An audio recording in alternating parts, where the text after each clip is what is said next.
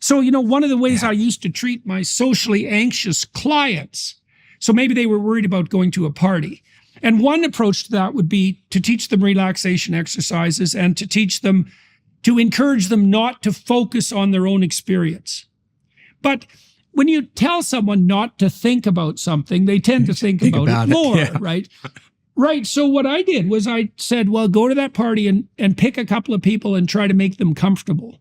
That's interesting. Yeah, a little jujitsu there. That makes sense. It worked like a charm, because, well, first of all, as soon as most of these people who were socially anxious had some social skill, not all of them. Some of them were very badly socialized and they were anxious because they just didn't know how to behave in a social environment.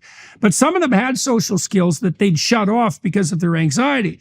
And then if they focused on being hospitable, let's say, then, well, they weren't thinking about themselves, and then they were effective and their anxiety went away and they started to flow into a natural conversation. So, another thing worth pointing out, say, on the hedonism front is that not only is short-term gratification of your whims a bad strategy, even to gratify them, but because it's associated with self-consciousness, because it's associated with what you want right now, it's also a direct pathway to high levels of negative emotion. Absolutely. So part of depression is self-consciousness. You look like definitions of depression, part of it in there, it's that neuroticism piece. And thinking about yourself is not a recipe for happiness. Like, think about anything about yourself. And also what you're saying is great with, you're talking about that as a manipulation to deal with social anxiety. You also see that in some of the social psych work on egotism, where people want self-esteem. You can say, hey, here's your new roommate, go get some self-esteem from your roommate. Or you can say, hey, go form a good relationship with your roommate. People who go out and try to form a good relationship with the roommate end up getting self-esteem. The people who try to get self-esteem don't get self-esteem. So the self-esteem is sort of a side effect or epiphenomenon of forming close relationships with people. But if you go directly that's so important. Yeah.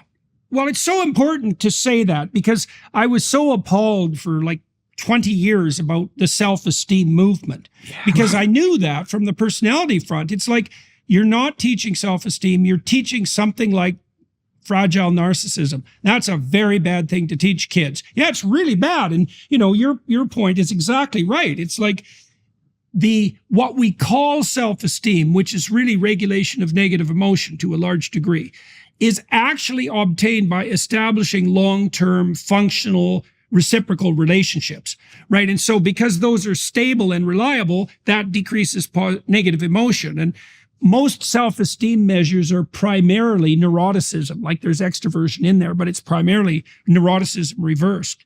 So yeah, it's so interesting that, and psychologists could do this. They could teach people, we've done a bad job of this, that the best pathway to emotional self-regulation is through service to other people, right? And that's a great deal for everybody.